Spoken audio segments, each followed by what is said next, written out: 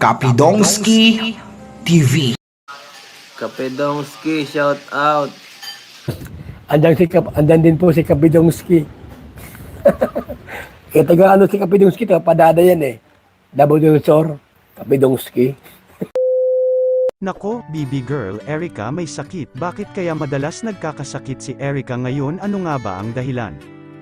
It's me again, ang inyong lingkod, ang Bisayang taga Davao, Kapidongski TV. Shout out po sa lahat ng masugid na taga-subaybay sa aking munting channel, lalo na si Ma'am Teresita Adaw, Jasmine Love Urgel, Chen Ching, Mercedes Villaluz, at kay Idol Chardex TV.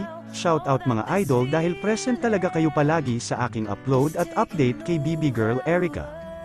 Kawawa naman si Erica, madalas ngayon nagkakasakit, siguro sa panahon natin ngayon na super init sa araw at biglang uulan, at siguro sa layo rin ng biyahe ni Erica kapag papasok sa kanyang school.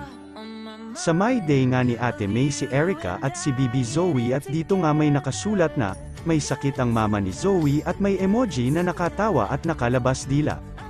Siguro iniinis ni Ate May ang mga perfect people in the world, hahaha, na kahit siguro nakatuwad si Erica gawan pa nila ng mali siya, hahaha.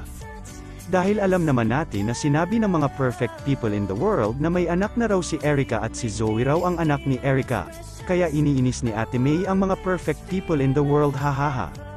Shout out pala sa perfect people na sinabing mukhang pera si Erica. Naku po. Bakit ikaw hindi mukhang pera? Si Manny Villar nga na pinaka-rich people pa naghahanap nga palagi ng pera, hahaha, kaya bago mag-comment think before you speak, baka matamaan ka rin sa mga pinagsasabi mo.